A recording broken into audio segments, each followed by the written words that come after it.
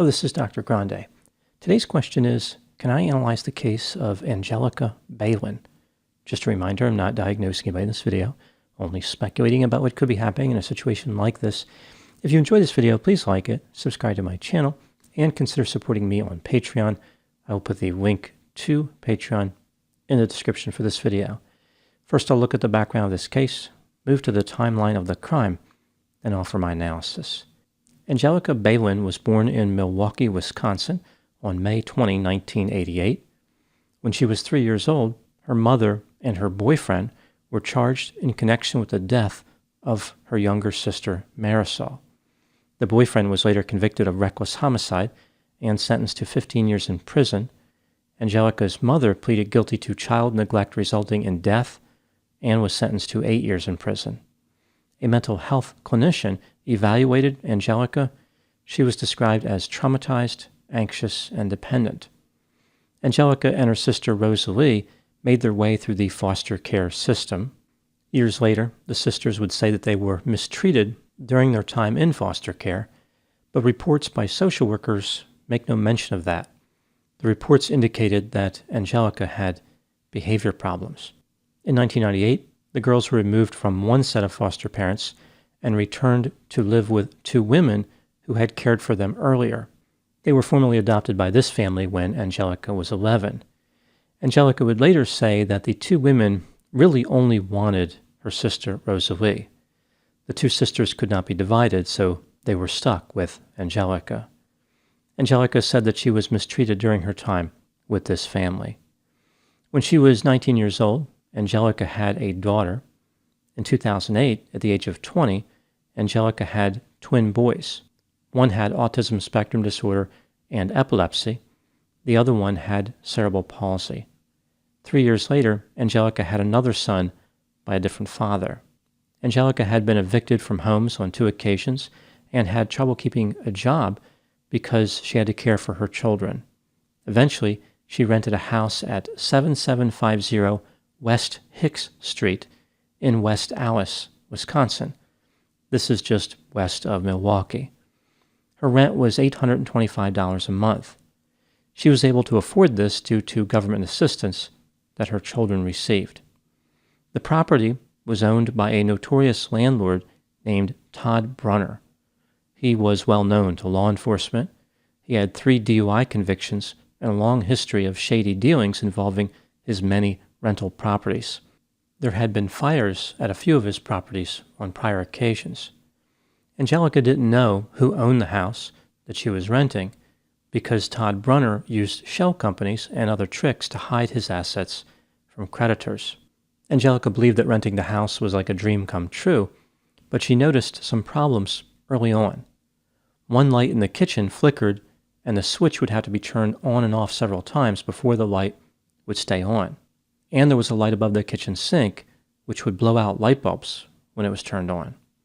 Angelica did not want to contact the city or the landlord to complain because she was afraid that she would be evicted. There were other potential problems of which Angelica was unaware. For example, a code inspector had flagged 2 exterior outlets of the house. The outlets may not have been repaired. Angelica never went into the basement because basements gave her the creeps. Therefore, she never realized that there may have been severe wiring problems in the basement. That same house had actually caught fire in 1978 due to faulty wiring. A television had overheated and caught fire. Angelica continued living in the house and just put up with the electrical problems. She may have been distracted by other problems as well. The Bureau of Milwaukee Child Welfare had responded to several complaints which were made about Angelica. For example, she missed therapy appointments for her children, medication for her children wasn't being refilled on schedule, and her house was filthy. The reports indicated that garbage and dirty diapers were scattered all around the house.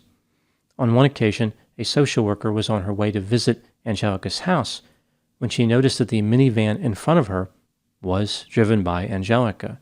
The social worker noticed that Angelica pulled into her house, and only she and her daughter exited the minivan. Angelica had left her 3 sons alone in the house. The social worker confronted Angelica who admitted her offense. She indicated that she left her sons for about an hour while picking up her daughter at school. 2 weeks later, Angelica drove to a store to buy art supplies. She took her daughter inside with her. A man discovered Angelica's twin boys walking around in the parking lot. One child was almost struck by a vehicle. Another person found Angelica's youngest son alone and crying in the minivan. The police were called and social workers were notified. A detective visited Angelica's house on West Hicks Street and determined that nobody there was in danger, but the kitchen was dirty and there wasn't much food available. The detective came back the next day and said the conditions had improved greatly. Angelica had cleaned up and stocked the refrigerator with food. Angelica was charged with 6 counts of child neglect in connection with the 2 incidents of leaving her children alone. She was allowed to keep her children as the case was pending. A social worker visited the house on April 9, 2013, and reported there was no cause for concern. Angelica explained to the social worker that she now had a job as a hostess at a Chinese restaurant and would be putting her children in daycare. Now moving to the timeline of the crime. On April 11, 2013, a social worker stopped by Angelica's house at around noon and stayed for about a half hour. On this day, Angelica's youngest child was with his father. Angelica was scheduled to work at the Chinese restaurant from 4 p.m. to 7 p.m. She had made arrangements for subsidized daycare, but it was not in place yet. As her shift was approaching, she struggled to find anyone who could watch her children. At 3:47 p.m., she called one of her sisters, but the sister was not able to watch them at that time. Angelica decided to leave her children home alone. She put her 5-year-old daughter and her 4-year-old twin sons in the son's bedroom and locked the door. She departed her house on West Hicks Street at 3:49 p.m. While Angelica was at work, the house she rented caught on fire. The state would later determine the fire was caused by a failure in the circuit that powered a light above the kitchen sink. This was the one that had destroyed light bulbs which were put in it. The bedroom containing the children was right above the kitchen. Firefighters responded and battled the flames. They discovered the locked bedroom on the second floor and forced it open with a Halligan tool. The floor underneath of them was unstable and the smoke was thick, so the firefighters could not search the room. Angelica's 3 children died from smoke inhalation and burns. Angelica clocked out of work at 7:06 p.m. and drove home. She encountered firefighters and police officers on her street. She ran to her front yard and asked a firefighter about her children. The firefighter told her that nobody was in the house. Angelica responded by saying that her children were inside and her sister Nicole might be with them. Angelica had no reason to believe that her sister was in the house. She was lying to the firefighter. Based on Angelica's statements, the firefighters searched the house and found the bodies of her 3 children in the corner of the bedroom. Angelica was questioned by the police a few hours later. She told them the same thing she told the firefighter. When she left for work, her children were with her sister Nicole. The police had already spoken to Nicole and determined that she was not there. Angelica admitted that she left her children alone, but she continued to lie about locking the door. She said the children were not locked in the bedroom. About an hour later, she admitted that she locked her children in the bedroom. Angelica was charged with 3 felony counts of criminal neglect of a child, resulting in death. This charge may have sounded familiar to her. Her mother was convicted of the same charge in connection with the death of her sister. Angelica would eventually plead guilty. During sentencing, some of her family members testified on her behalf, and others testified against her. One of her sisters said that Angelica turned away support that was available. Other relatives noted that Angelica had a rough time growing up. She had experienced mistreatment. The judge sentenced her to 18 years in prison, 6 years for each count to run consecutively. Angelica would later say that she was to blame for her poor choices, and she wanted to be able to atone. She was eventually transferred to a prison that specializes in providing mental health treatment. Now moving to my analysis. There is no question that Angelica Belen was guilty. but some people believed that her sentence was too harsh. For example, there was a similar case in the same area where a mother left her 3 children home alone and a fire broke out. One of the children died. The woman was sentenced to 17 months in prison, adjusting that sentence for 3 victims instead of 1, and that would still only be 4.25 years for Angelica. With this in mind, was Angelica's sentence fair? Let's take a look at the factors both for and against the idea that her sentence of 18 years was fair, starting with the aggravating circumstances. Angelica had repeatedly left her children alone. She had been caught doing that several times and was facing charges for doing that. Social workers and the police made it very clear to Angelica that she should never leave her children alone. Also, Angelica had accumulated other complaints related to her failure to provide a good environment for her children. Angelica knew that there were electrical problems in the house, but failed to report the problems to her landlord or to the city. She had spoken to a prior tenant who indicated that the lights in the house would go on and off so often, she believed the house had ghosts. Everybody always assumes the worst of ghosts. Maybe they were trying to warn people about the electrical problems, like they were flipping the switches up and down and saying, "Look over here, this doesn't look safe. Better fix this or risk ending up in the realm of ghosts," where we are. Angelica had other services available to her to help her care for her children, but she did not take advantage of those services. Angelica did not simply leave her children alone in her house. She locked them in a bedroom. She said that it was to prevent them from starting a fire or otherwise harming themselves, but it was probably to keep them from going outside. Angelica was afraid that her neighbors would see the children unattended and notify the police. Angelica's children died a particularly horrible death. As the fire was raging underneath the bedroom, they stacked toys by the window and opened the window. They were probably trying to climb out of the window. They also threw toys out of the window in an effort to attract the attention of neighbors.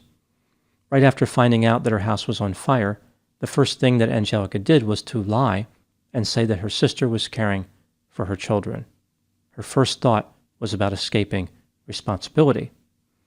She also initially lied about locking the door. Moving to the mitigating circumstances, Angelica was not an electrician. She may not have understood the dangers of electrical circuits that blow out light bulbs. She may have believed that this was merely inconvenient and not dangerous, or it was even good somehow, like it was an extra powerful circuit. Angelica did not have good role models growing up. Her mother and her mother's boyfriend both went to prison in connection with the death of her younger sister. This was traumatic for Angelica. It makes sense that she would experience mental health consequences like anxiety. Angelica may have been mistreated at some of her foster placements, although that was never proven. At a minimum, she was bounced around from one placement to another, which was almost certainly very stressful for her. Angelica had a history of being evicted from houses, which explains why she would not be too eager to report electrical problems to the landlord or to the city. Angelica had lost at least one job in the past because she missed too many days caring for her children. It's easy to appreciate how her financial situation put her in a challenging spot. When considering all the aggravating and mitigating factors, do I think that Angelica's sentence was fair? Yes, 6 years for each death was fair. Angelica understood that she was committing a crime, and she understood how her house was not safe. She was the victim of her own disorganization more so than of the system. She chose to live a chaotic life and did not plan well. She did not take advantage of available resources. Angelica made decisions impulsively, and her children paid the price. Now moving to my final thoughts. The punishment for some bad acts is based on the outcome. For example, imagine a situation where 2 different people throw a brick off of an overpass into traffic below. In the first case, the brick hits the pavement and no one is injured. In the second case, the brick penetrates a vehicle's windshield and kills the driver. The 2 offenders committed the same reckless act, but the second offender will be in a lot more trouble. Some people have used this argument on behalf of Angelica, like she was just unlucky. Many other people have done the same thing that she did, but because no one died, the offenders were never caught or not punished as severely. I look at this a different way. The worst-case scenario should be the expectation of an offender who is reckless. They should assume that a reckless act will lead to a terrible outcome and consider themselves fortunate in those instances where the worst outcome does not happen. Angelica's house was not struck by a meteor. Her children were not killed by a serial killer. Rather, they died because they were locked in the bedroom of a dangerous house. The danger was foreseeable.